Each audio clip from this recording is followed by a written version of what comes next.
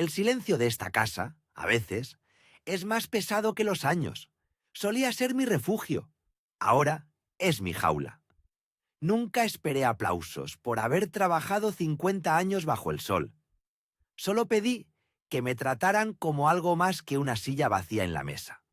O peor aún, como un cajero automático con mala vista. Sofía y Martín, mis hijos, vienen cada domingo. No por el asado, que ya casi no puedo hacer, sino por el rito, por la inspección. La visita siempre sigue el mismo guión. Entran ruidosos, abrazan con prisa, preguntan si tomé mis pastillas. No preguntan si estoy feliz. Lo primero que hacen es mirar el techo. Luego, los grifos. Siempre murmuran sobre el estado de la teja o la humedad en la pared del fondo. Es su casa, piensan. Solo esperan que yo me vaya para poder reclamarla sin problemas. Yo sé de techos. La póliza de seguro, la grande, la que cubre hasta la sombra del naranjo, es mía.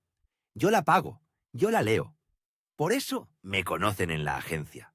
Don Ernesto, el hombre que nunca olvida una cláusula. Pero ellos creen que soy tonto. Creen que la edad me ha robado la astucia. El domingo pasado fue diferente. No hubo asado. No hubo sol. Llegaron al mediodía con sus carpetas y sus gestos apresurados. Martín vestía traje.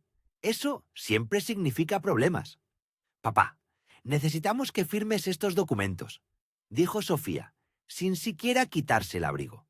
Su voz era dulce, demasiado dulce. Me senté en mi sillón favorito, el que me regaló mi difunta esposa, Carmen, la única persona que entendía el valor de una firma. ¿Qué son?, pregunté, estirando la mano hacia mis gafas de leer, las que uso para ver las letras pequeñas. Martín se interpuso, alto y nervioso. Solo son trámites bancarios, papá. Una actualización de datos. La notaría nos pidió que regularicemos las cuentas mancomunadas. Es por el dinero de la pensión, ya sabes, para que no te molesten los impuestos. Mentira. Yo sabía que mentía, pero necesitaba que me diera las explicaciones. Necesitaba ver hasta dónde llegaría. Necesito leer, insistí. Ya sentía el pulso acelerado. Sofía suspiró, un sonido ruidoso y condescendiente, como si estuviera regañando a un niño travieso. «Ay, papá, no tenemos tiempo. El notario cierra a las 2. Es solo llenar los espacios en blanco. Mira, aquí y aquí», señaló con la punta de su bolígrafo, evitando que mis ojos se posaran en el texto superior. La prisa, esa era su arma más cruel. La prisa que me recordaba mi lentitud.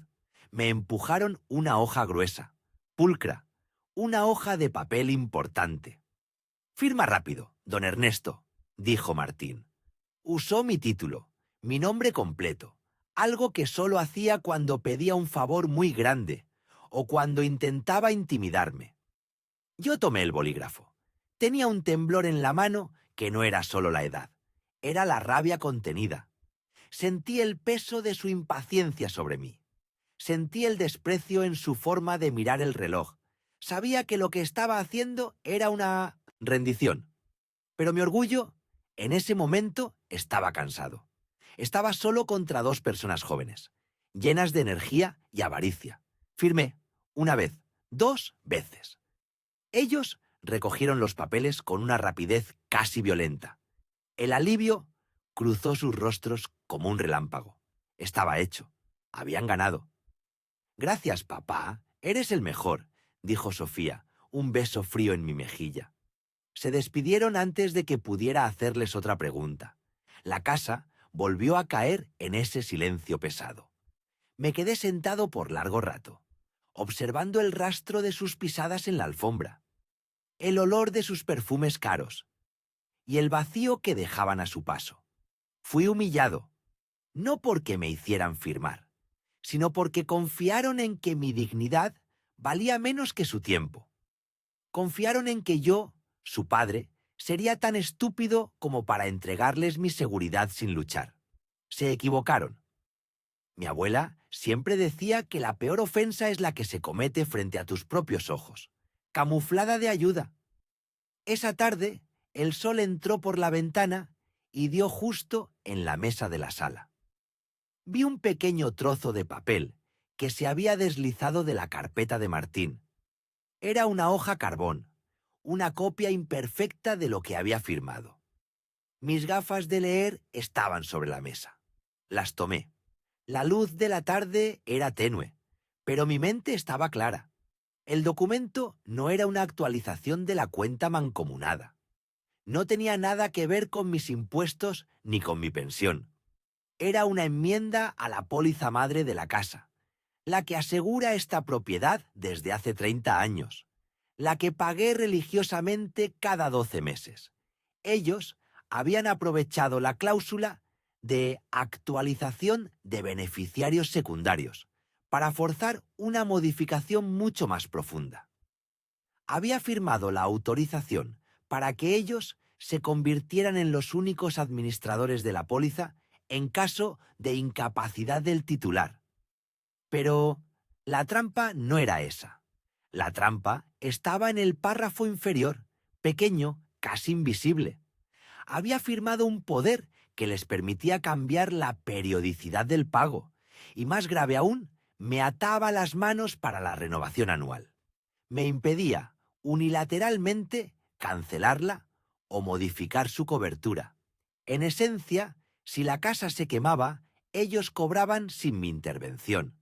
Y lo que era peor, si yo quería vender, la póliza actuaría como un ancla legal, obligándome a mantenerlos como beneficiarios exclusivos del valor de reposición. Habían asegurado su herencia mientras yo todavía respiraba. Mi corazón no se aceleró de miedo, se congeló. Sentí esa calma terrible que precede a una decisión irrevocable. Me levanté del sillón. Mi cuerpo no dolía. La indignación lo había adormecido. Fui a mi estudio, donde guardo las cajas fuertes. Abrí la pequeña, la que contiene los documentos originales. El contrato de la póliza de la casa, la original de hace 30 años, estaba allí, con las firmas de Carmen y la mía. Busqué el apartado de revocación y cancelación. Lo leí en voz alta. El titular tiene derecho a revocar o cancelar cualquier enmienda o adición a esta póliza, sin necesidad de justificación, dentro de las 24 horas siguientes a la fecha de la firma. Mi firma fue a la 1:20 de la tarde. Tenía hasta la 1:20 de la tarde del lunes. Ellos pensaron en todo, salvo en mi memoria. Olvidaron que yo era el hombre que leía los contratos. Olvidaron que el titular original siempre tiene la llave de mi emergencia. No encendí el televisor. No cené. Me quedé en el estudio, repasando mentalmente la llamada que haría. Tenía que ser preciso. Tenía que ser definitivo. Ellos habían actuado con desprecio, pensando que mi firma era solo tinta. Pero yo les mostraría que mi autoridad aún era de acero. La póliza que aseguraba su casa, la que ellos ya sentían como propia, estaba en mis manos. Y yo tenía la fecha límite grabada en el reloj. Esa noche no pude dormir. No por el rencor, sino por la expectativa. A las 7 de la mañana el teléfono sonaría. Y la vida de mis hijos, al menos la vida financiera que construyeron sobre mis cimientos, se iba a derrumbar. Puse el despertador. El número de la central de seguros estaba ya marcado en el teléfono fijo. Solo necesitaba que el sol se levantara y que el reloj cruzara la marca de las 8. El juego había cambiado. Ya no era don Ernesto, el anciano confundido. Yo era el dueño de la llave y estaba a punto de cerrar la puerta. El sol de la mañana se sintió frío sobre mi rostro, a pesar de que la casa estaba llena del calor residual de la calefacción central. Me levanté con la pesadez de quien lleva una carga que no le pertenece. No era el dolor físico de mis rodillas lo que me detenía.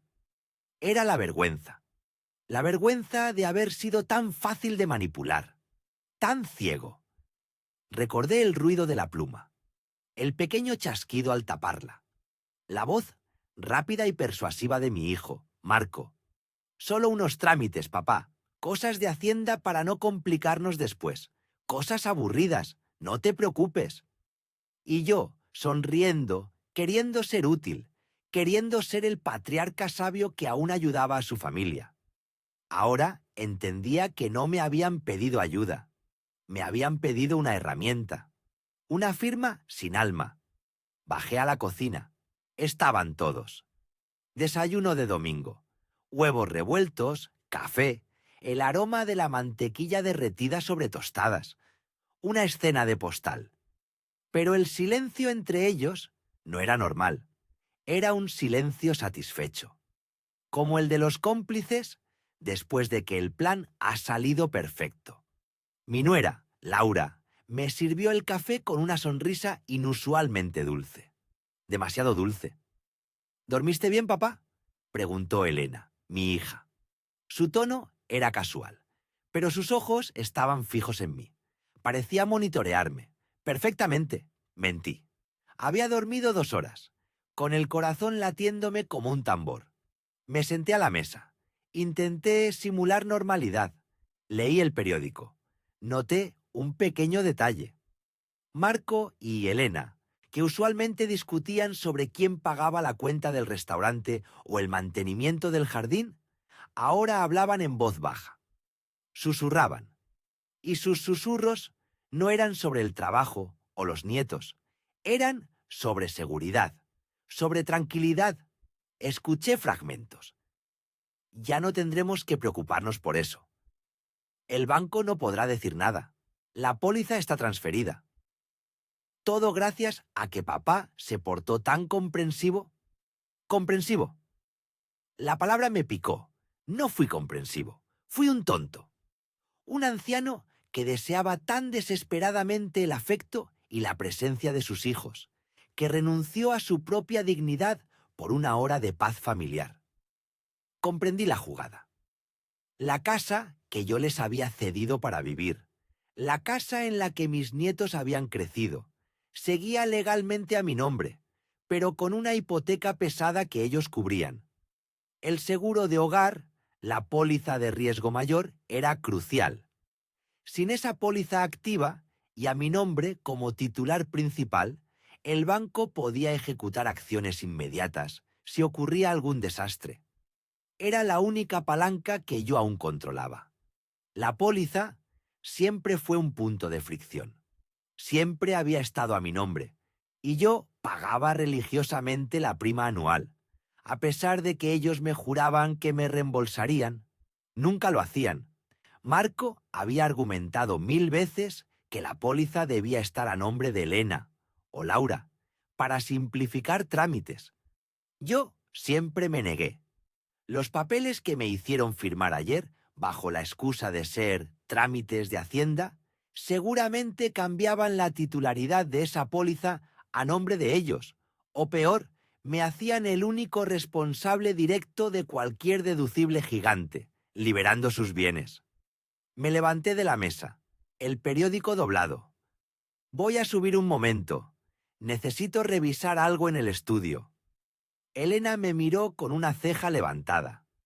¿Qué cosa, papá? No te compliques. Es domingo. Descansa. Un viejo recuerdo, respondí, usando la voz cansada que a ellos les inspiraba lástima, o al menos indiferencia. Una factura. Quiero ordenarla. Subí la escalera, lenta y deliberadamente.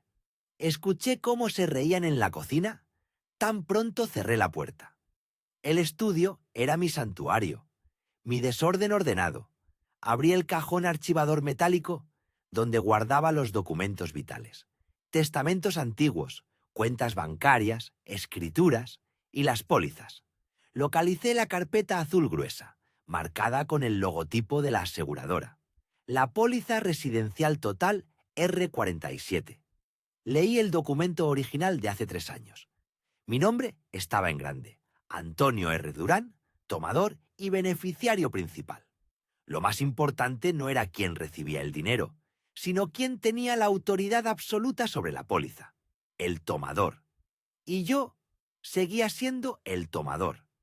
Recordé la pila de papeles que me hicieron firmar. 5 o 6 folios sin numerar. Marco me había distraído en la página clave, pidiéndome que le pasara el salero. Pero había una cosa que la ley no permitía: anular con una simple firma distraída, y que las aseguradoras respetaban más que nada: el derecho de revocación del titular original, dentro de las primeras 24 o 48 horas. Ellos habían actuado rápido, sí, pero la firma fue ayer por la tarde.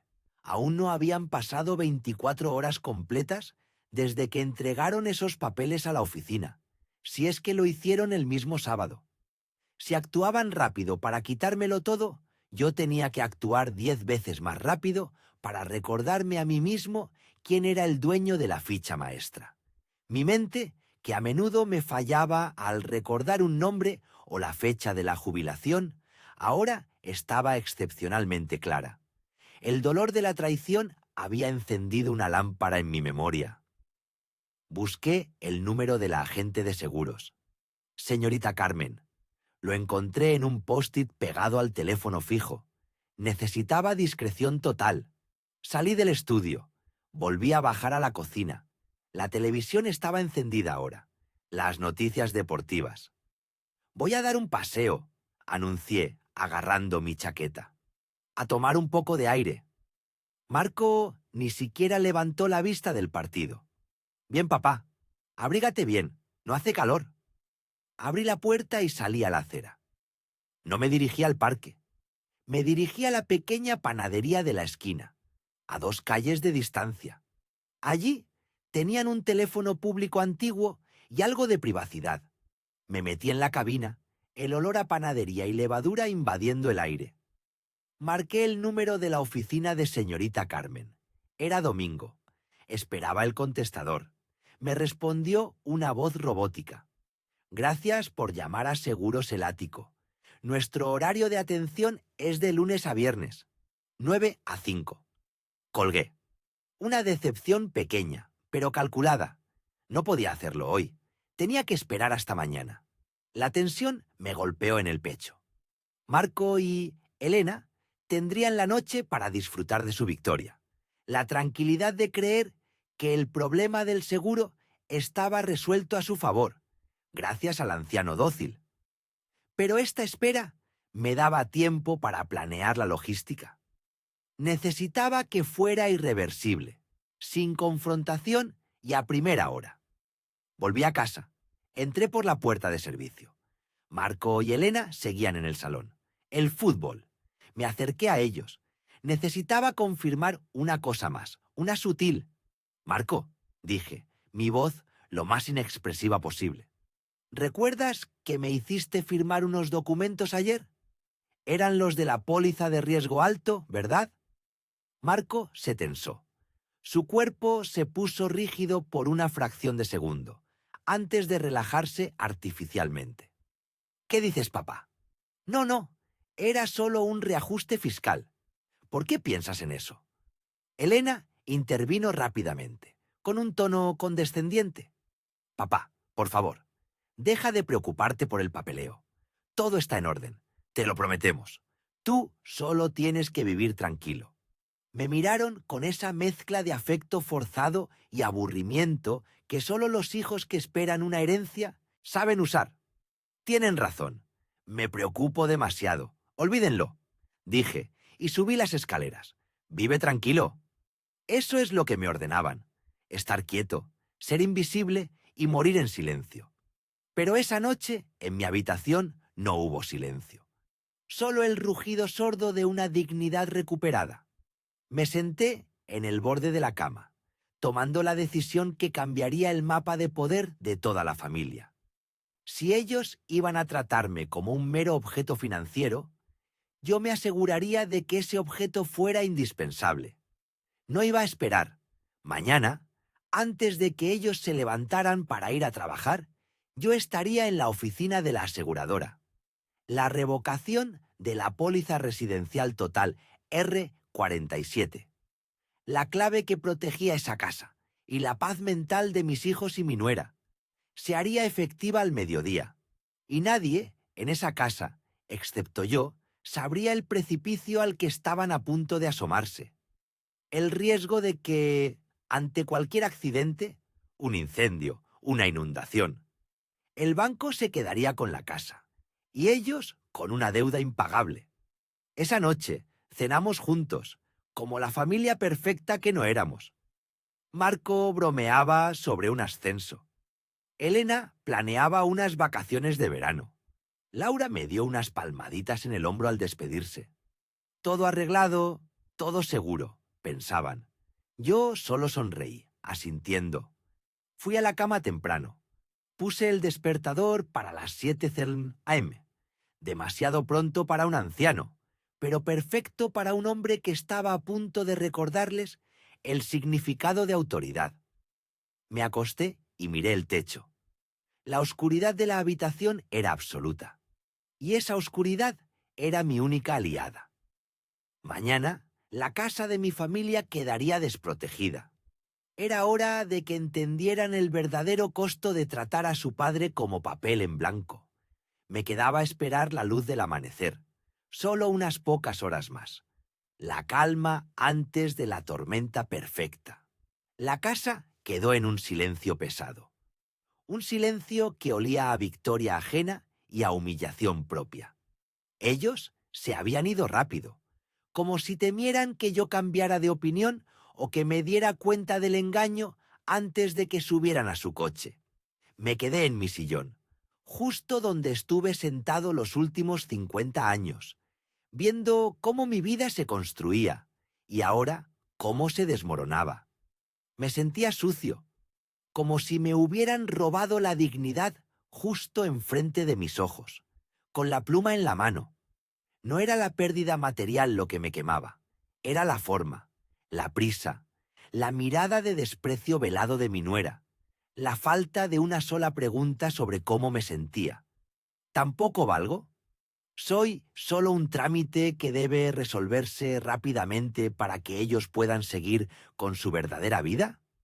El dolor físico de la edad era nada comparado con este frío glacial en el pecho. No podía dormir. Cada hora de esa noche se sintió como un castigo.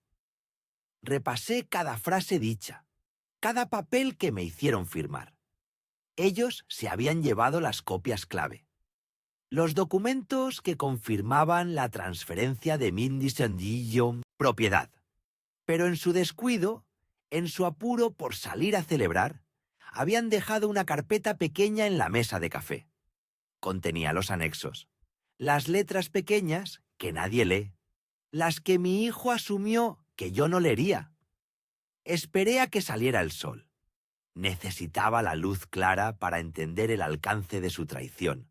Abrí la carpeta con manos, que aunque temblaban, estaban decididas.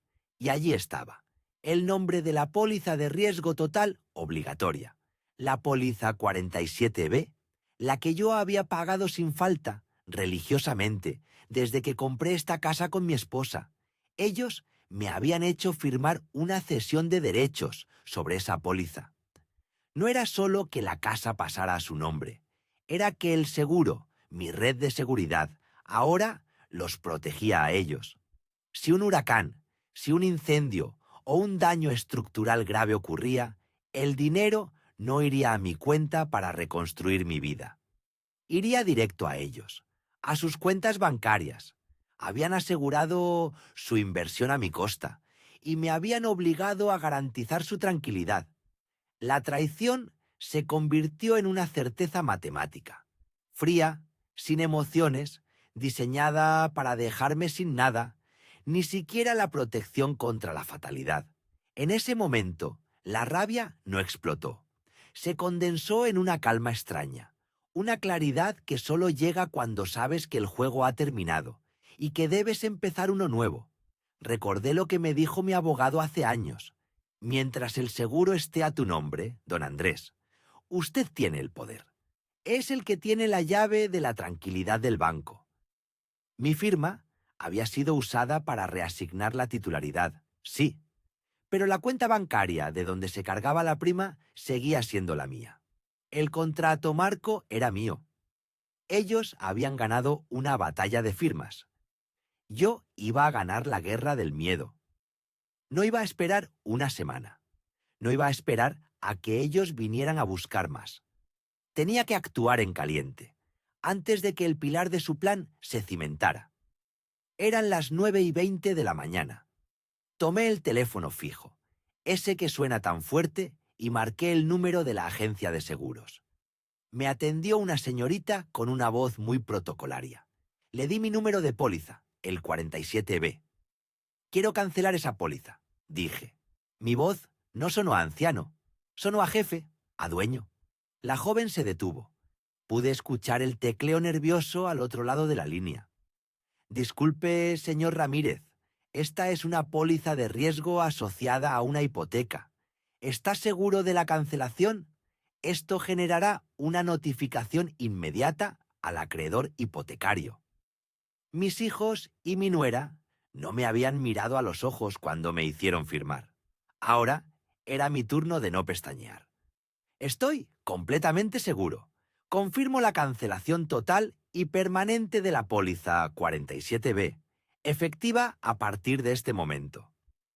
Ella me advirtió de las penalizaciones, de los riesgos, de la falta de cobertura total de la propiedad. Asumo los riesgos, le dije. Mande la confirmación por correo electrónico a la dirección registrada. Eran las 10:15 de la mañana. Apenas 24 horas después de que ellos creyeran haberme quitado todo, yo había revocado la única cosa que aseguraba que su nueva vida no colapsaría ante el primer imprevisto. Sin esa póliza activa, el banco hipotecario entraría en pánico. Se pondrían en contacto inmediatamente con mi hijo y mi nuera. Les exigirían que repusieran la cobertura de inmediato. Una cobertura que, legalmente, solo yo podía activar bajo las condiciones originales. Me senté en el silencio de nuevo, pero esta vez el silencio no era de humillación. Era el silencio de la estrategia, el frío metal de la venganza. No sentí placer. Sentí una tristeza inconmensurable por el final de una familia, por el final de mi paciencia. Había quitado el suelo bajo sus pies. Ahora, la casa, esa que tanto querían modernizar y de la que querían alardear, era una cáscara vacía de protección, una trampa esperando ser activada por el clima o el azar. Sabía que la calma no duraría. Pronto recibirían esa llamada. Pronto el banco les daría la noticia. Ellos vendrían aquí. Vendrían a gritar, a suplicar, a manipular. Pero yo ya no sería el abuelo confundido que firma lo que le ponen delante. Mientras esperaba esa inevitable confrontación, tenía otras cosas que hacer. Tenía que revisar el testamento. Tenía que revisar los beneficiarios de mis cuentas de inversión. La cancelación del seguro era solo la primera nota. La sinfonía de la justicia aún no había empezado a tocar. La segunda llamada sería mucho más difícil, pero sabía exactamente qué nombre tenía que borrar de la lista de herederos. Y por fin, después de tantos años, yo tendría el control absoluto de mi propio final. Tenía que encontrar mis gafas de leer y mi cuaderno viejo. Había mucho que reescribir, y ellos no sabrían nada hasta que fuera demasiado tarde. El teléfono seguía en silencio. Yo esperaría a que sonara, y cuando lo hiciera, no contestaría. No hasta que estuviera listo. Dormí poco. Las horas se arrastraron con el peso de la humillación. No había llanto, solo una furia silenciosa y fría. Era una quemadura lenta. Me habían forzado a firmar. Me habían robado la dignidad sobre una mesa manchada de vino. Ahora, ¿qué había firmado exactamente? No lo sabía con certeza. Un poder, un traspaso, algo que les aseguraba el futuro a mis expensas. Pero recordé algo que ellos siempre daban por sentado: la póliza de seguros de la casa.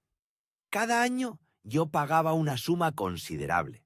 Cubría todo: responsabilidad civil, daños por agua, incendio. Era la roca que sostenía el castillo de su comodidad. Una póliza que debía renovarse en 2 semanas, pero que yo Pagaba por adelantado en enero. Todo estaba a mi nombre. El titular, el pagador, el dueño de la decisión final. Me levanté antes que el sol. El café me quemaba la garganta. Escuché los ruidos de mis hijos preparándose para el trabajo. Ellos estaban despreocupados, convencidos de su victoria de la noche anterior. Yo me vestí con el traje más sobrio que tenía. Parecía que iba a una junta de negocios, pero iba a la guerra. Salí de la casa sin hacer ruido. No me despedí. Ellos no esperaban que hiciera algo más que sentarme en mi sillón y mirar la televisión.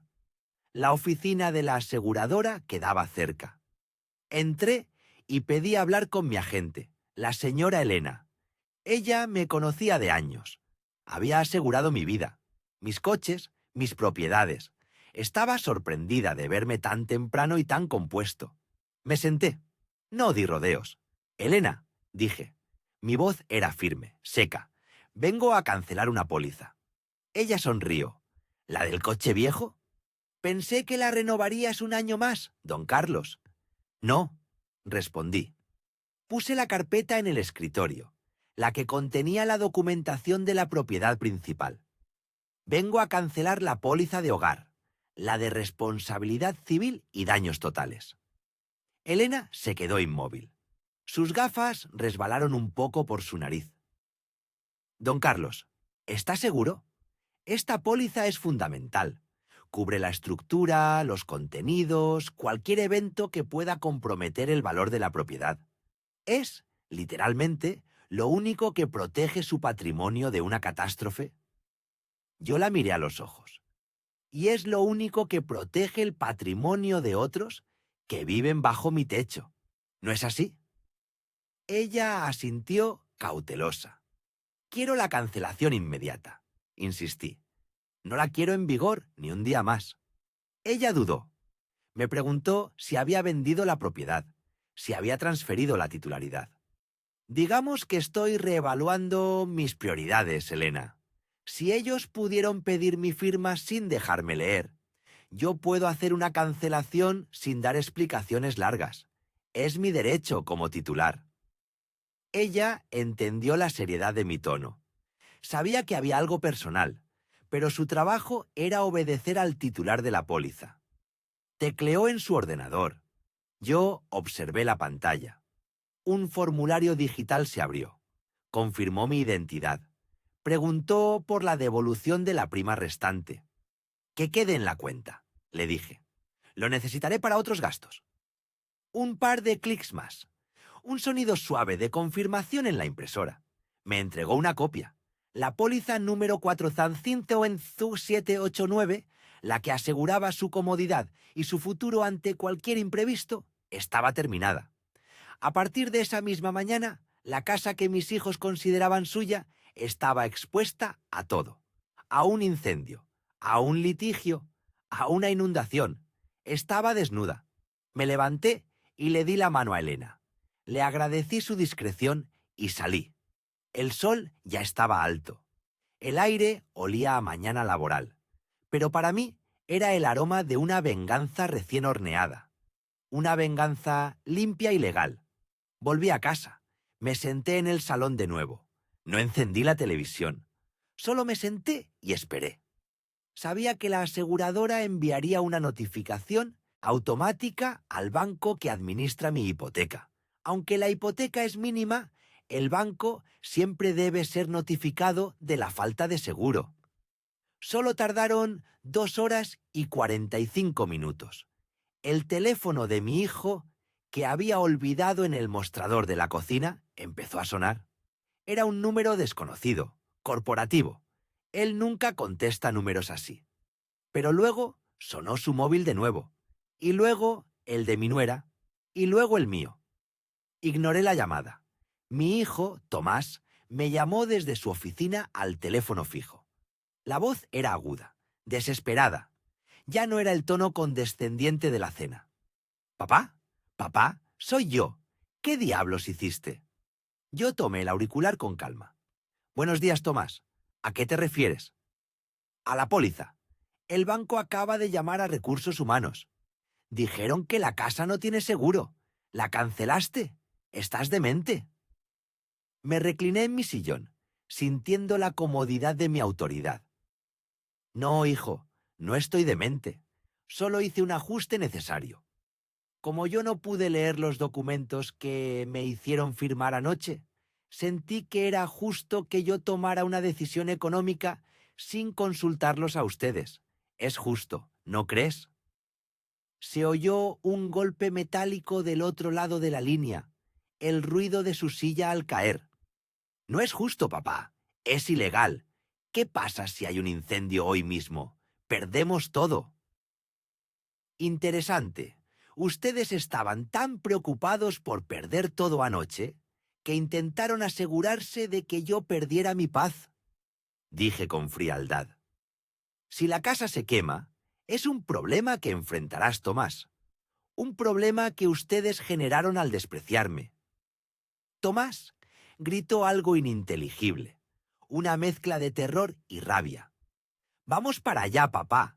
No te muevas de ahí. Tienes que firmar los documentos de restauración inmediatamente. Colgó. No me dio tiempo a responder. Se escuchó el motor de su coche encendiéndose a toda prisa, saliendo del estacionamiento de su trabajo como un bólido. Sabía que vendrían mi hijo, mi nuera y probablemente mi hija, la abogada. Vendrían a exigirme, no a rogarme. Ellos creyeron que habían ganado la noche anterior con un bolígrafo y papeles en blanco. Pero hoy yo tenía el poder de la cancelación, el poder de la vulnerabilidad total. Me levanté despacio, usando mi bastón. Fui a la cocina y puse la olla en la estufa. Iba a prepararme un consomé de pollo. Tenía que estar fuerte. La confrontación final estaba por comenzar. Faltaban 15 minutos para que llegaran y asaltaran la casa, exigiendo la firma de los nuevos documentos de seguro. Pero ya era tarde. Había preparado mi defensa y mi ataque, el plan que había concebido en la soledad de mi humillación. Ahora iban a escuchar la verdad, toda la verdad. Y yo no iba a firmar nada. Nunca más. Ya había pasado la mañana. El teléfono se había quedado en silencio después de aquella llamada con la aseguradora. Un silencio denso, como el que precede a una gran tormenta de verano. Sentía un vacío en el estómago. No era culpa. Era la tristeza fría que acompaña el saber que has cortado, de forma definitiva, los últimos hilos de un tapiz, que ya estaba rasgado. Sabía que Marco y Elena se enterarían pronto. No había forma de ocultarlo. La cancelación de una póliza tan grande y tan reciente es un movimiento que levanta polvo administrativo. Mi corazón latía despacio, como si ahorrara energía para la batalla que se avecinaba. Me serví un vaso de agua en la cocina y miré por la ventana. El rosal que plantó mi esposa hace 40 años florecía, ajeno a las traiciones que se fraguaban bajo su sombra. Pensé en ella. Ella habría sabido qué hacer. O mejor dicho, ella habría sabido cómo evitar que llegáramos a este punto de miseria emocional. La puerta de mi casa se abrió sin previo aviso. Nunca tocan, siempre entran, como si esta casa fuera una simple extensión de su propiedad. Eran Marco y Elena. Sus rostros no eran de preocupación ni de cariño. Eran máscaras de furia, pura, hirviente frustración. Marco venía con un sobre arrugado en la mano. «Papá, ¿qué hiciste?» Su voz era baja, pero cargada de dinamita. Me senté en mi sillón, sin apresurarme. Me ajusté las gafas. Hice lo que tenía que hacer, Marco. Elena se acercó a mi sillón. ¿De qué está hablando Marco? ¿Qué hizo este viejo ahora? Esa palabra, viejo, la usan como un insulto, como si los años fueran una enfermedad contagiosa. Marco agitó el sobre. Recibí una notificación. La aseguradora me mandó un aviso preliminar de que la póliza de riesgo alto de la casa, la que garantiza la hipoteca, fue revocada. Silencio. Solo se oía mi respiración. Marco me miró fijamente. «La cancelaste, ¿verdad? ¿Tú la cancelaste?» Asentí despacio. Mi movimiento fue pequeño, pero tuvo el peso de una sentencia. Sí, la cancelé. Elena se llevó las manos a la boca, pero no por sorpresa, sino por rabia contenida. ¿Estás loco? Necesitamos esa póliza. El banco la exige. Es la garantía de nuestra casa. ¿Por qué demonios harías eso? Marco tiró el sobre la mesa de café, justo al lado de la foto de mi nieta cuando era bebé. Papá, ¿firmaste la cancelación un día después de firmar los nuevos acuerdos?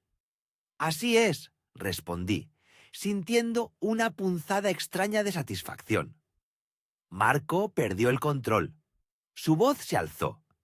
Pero si nosotros te engañamos, te dimos un documento en blanco, te lo pusimos en las narices, te dijimos que firmaras aquí para un cambio de dirección. Hicimos eso para protegernos, para que tu nueva póliza de salud estuviera cubierta y de paso asegurarnos de que el patrimonio, de que todo estuviera en orden. En orden para ustedes, corregí. Me levanté y aunque mis rodillas crujieron, mantuve la verticalidad. Miré a mi hijo a los ojos. Había pasado mucho tiempo desde que lo hacía sin sentirme diminuto. Querías que firmara documentos sin leer. Querías que confiara ciegamente en una mano que me empujaba. Lo hice. Por un momento, lo hice. Firmé el papel en blanco que me diste, Marco. Sentí la humillación de ser tratado como un niño inútil, como un mero objeto que mueve la pluma donde se le indica. Elena intervino con ese tono victimista que siempre usaba para manipular las situaciones.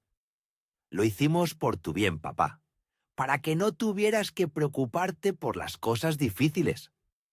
Mi bien, repetí, dejando que la ironía empapara la palabra.